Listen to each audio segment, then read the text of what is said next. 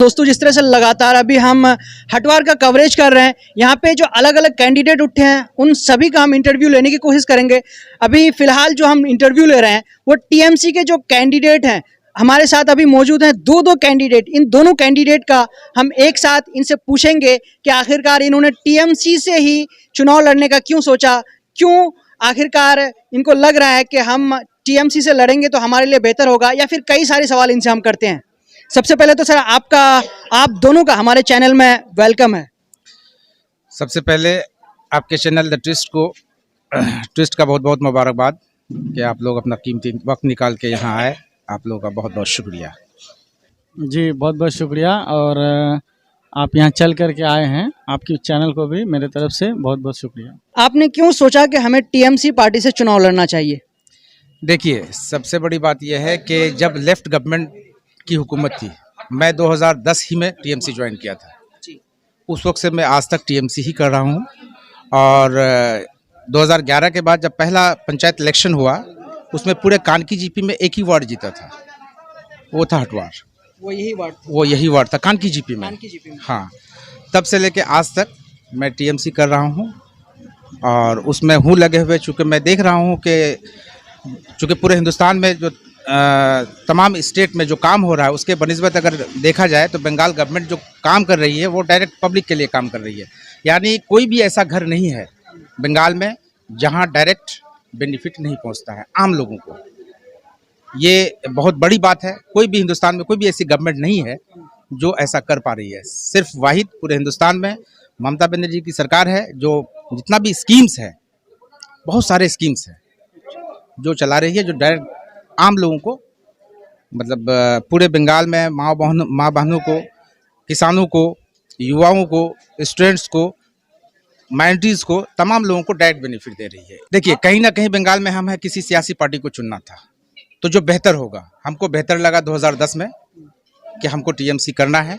तब से लेके आज तक हम देख रहे हैं कि स्कीम्स बढ़ रहा है, घट नहीं रहा है, जिसके वजह से।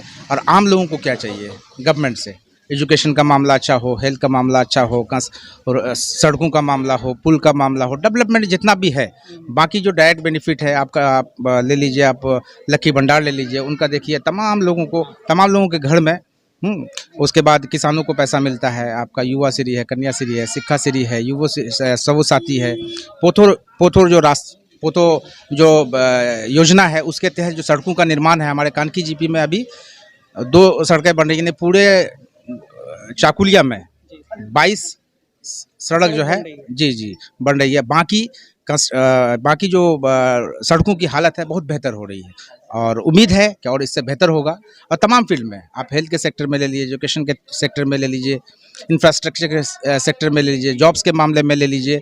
सबसे बड़ी बात है पीस, शांति के मामले में। चूँकि ममता बनर्जी का एक है कि तमाम लोगों को, चाहे वो किसी भी धर्म जाति से हो, सबको लेके चलना। ये वाहिद पूरे हिंदुस्तान में एक ही गवर्नमेंट है, वह ममता बनर्जी की सरकार। तो आपने क्यों टीएमसी ज्वाइन किया? देखिए, ऐसा हम लोगों ने साथ में ही ज्वाइन किया था 2010 में। आप भी 2010 में? हाँ, 2010 में ही हमारे फैमिली ने ज्वाइन किया था। तब मैं उतना ये नहीं था, तो तब से लेकर के आज तक हम लोग टीएमसी में ही हैं। और रही सवाल टिकट का, तो संगठन में थे तो संगठन ने सोचा हमारे बारे में, जिसकी वजह से हमें टिकट मिला और आज हम कैंडिडेट के रूप में जनता के सामने में हैं। और रही सवाल किन मुद्दों को लेकर के, मुद्दे हमारे नहीं हैं, ममता बनर्जी के हैं। हम तो सिर्फ उनके सिपाही हैं। वो डायरेक्ट हर काम खुद करती है। जो भी वेलफेयर स्कीम्स है वो हर बेनिफिशरी के अकाउंट में डायरेक्ट भेजती है। सड़कों की हालात, एजुकेशन सेक्टर में, हेल्थ सेक्टर में, हमारे यहाँ भी कुछ चीज़ें, जैसे हमारे यहाँ पे रायगंज में 250 सीटें मेडिकल में दी गई है। ये पहले नहीं थी, ये अभी हुई है फ़िलहाल।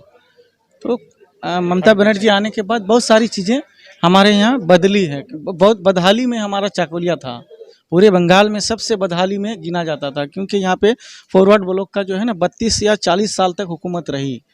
लोग मतलब परेशान हो गए थे उन लोगों से। तब जब एमएलए इलेक्शन हुआ तो हम लोगों ने फिर उनको, हमारे एमएलए मिन्हाजुल आरिफिन आज़ाद के रूप में एक उभर करके चेहरा आया जो जीत करके ममता बनर्जी का साथ पकड़ के आज उन्नयन का सारा काम वो कर रहे हैं। और बाकी धीरे धीरे शुभ होता रहेगा। तो चलिए आप लोगों से और कुछ सवाल करते हैं थोड़ा थोड़ा इस तरह। मान लीजिए कि आप लोग अपने अपने वार्ड में जीत गए, तो जो सरकार की तरफ से फंड आएगा उन फंड को आप जनता तक पहुंचाने की कोशिश करेंगे या फिर उसे रास्ते में ही रोक देंगे? सबसे बड़ी बात है, चूँकि मैं यहाँ का अभी कंटेस्टिंग कैंडिडेट हूँ टीएमसी का। टीएमसी पार्टी ने एक विश्वास करके हमको टिकट दिया है। मैं टीएमसी पार्टी का शुक्रिया अदा करता हूँ। तमाम अंचल कमेटी, ब्लॉक कमेटी, एमएल साहब का शुक्रिया अदा करता हूँ कि मुझे इस लायक चुना। शुरू से मेरा एक मिशन रहा है। मैं एक सोशल एक्टिविस्ट भी हूँ, बाय प्रोफेशन में टीचर भी हूँ। हाँ, अल्लाह का करम है कि बस रोज़गार है, घर मेरा चलता है। हमको अमीर बनना नहीं है, हमको लोगों के साथ रहना है, लोगों का सेवा करना हमको अच्छा लगता है। मैं लोगों से ये वादा करता हूँ कि अगर आप मुझे चुनेंगे तो इंशाल्लाह मायूसी नहीं होगी। 5 साल मैं ईमानदारी के साथ हर स्कीम्स को, अगर ज़रूरत पड़े मैं अपना ज़ाती खर्च से भी उसको निकाल के आपके सेवा में लगाऊंगा, लोगों को पहुँचाऊँगा। ये मेरा मिशन है। लोग खुश रहे, मतलब करप्शन के अगेंस्ट में मैं खुद हूँ। आप मेरे वार्ड में, मेरे गांव में, चूँकि आज मैं कैंडिडेट हूँ, लेकिन इससे पहले मैं कैंडिडेट नहीं था। मैं एक आम शख्स था, पार्टी करता था, टीचर था। किसी को भी पूछ लीजिएगा मेरे बारे में तो वो आपको बता देंगे ये किस तरह का है। चूँकि अपने मुँह मियाँ मिट्ठू बनना अच्छी बात नहीं, लोग अगर कहेंगे तब ज़्यादा अच्छा होगा। तो मेरा हमेशा मिशन रहा है कि लोगों के साथ रहें, लोगों का काम करें, लोगों के दुख सुख में हमेशा साथ रहें। और जो भी अगर अल्लाह ने चाहा अगर मैं जीत के आया तो इंशाल्लाह लोगों की उम्मीद जो किया है मुझसे, इंशाल्लाह उससे ज़्यादा खड़ा उतरने की कोशिश करूँगा मैं। तो आपको अभी यही सवाल कि मान लिया आप जीत गए और दूसरी तरफ ये भी इल्ज़ाम लगाए जाते हैं जनता के द्वारा कि सरकार की तरफ से तो स्कीमें आ जाती है, लेकिन जो ये नेता होते हैं वो बीच में चाहे उसे रोक देते हैं या फिर हम तक नहीं पहुंचाते हैं। ये सबसे पहली बात कि अभी कंटेस्टिंग मतलब कैंडिडेट है, तो हम ये कहेंगे कि ये हम जिस पार्टी से कैंडिडेट हैं वो टीएमसी है, और यहाँ तो अच्छों को उखाड़ के फेंक देता है। अगर जनता ने मुझे 5 साल दिया, अगर जनता के विश्वास पे हम खरे नहीं उतारें तो यही जनता मुझे वहाँ से घसीट करके निकाल के फेंक देगा। बाकी रही सवाल के पंचायत का, ये छोटी छोटी स्कीमें होती है, कोई बहुत बड़ा स्कीम्स नहीं होती हैं। तो ये सब चीज़ें जो हैं जनता को ही पता होता है कि क्या आता है क्या नहीं आता है। रोड नाला ये और साफ़ सफाई कुछ अलग से जो है रिलीफ के लिए कभी कभी आ जाती है।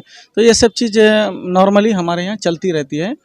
और बाकी ये ना तो हम खुद कह पाएंगे कि हम अच्छा करेंगे, ये हमारा जो कार्ड बनेगा ये 5 साल बाद बनेगा कि हमने जनता के लिए क्या किया। अभी हम बहुत बड़ी बड़ी बातें करेंगे, बट हमारा जो काम हम करेंगे, मेरा जो 5 साल का जो कार्ड बनाया जाएगा वो 5 साल के बाद होगा। अभी हम कुछ नहीं कह सकते हैं। रिजल्ट तो उस टाइम आएगा 5 साल बाद, लेकिन जब आप मान लिया जीत जाएंगे आपका यहीं से रिजल्ट बनना स्टार्ट हो जाएगा ना, वो तो डिक्लेयर होगा क्या? नहीं, हर कंटेस्टिंग कैंडिडेट कहेगा कि मैं बहुत अच्छा करूंगा, मैं आपको ये कर दूंगा वो कर दूंगा। हाँ ठीक है, मैं भी करूंगा।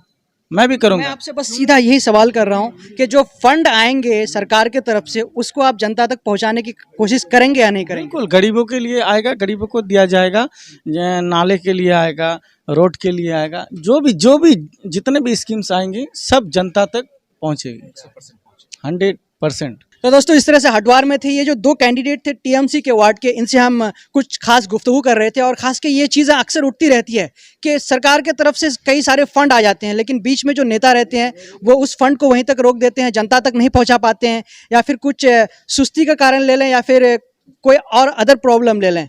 तो इन लोगों से हमने वही सवाल किया, क्योंकि यही चीज़ें जनता के लिए ज़रूरी है। जनता के लिए छोटी छोटी चीज़ें वो उनके परिवार के लिए खुशियाँ ला देती है। फिलहाल इस न्यूज़ में इतना ही। जब तक के लिए हम आपसे लेते हैं इजाज़त। जय हिंद, जय भारत।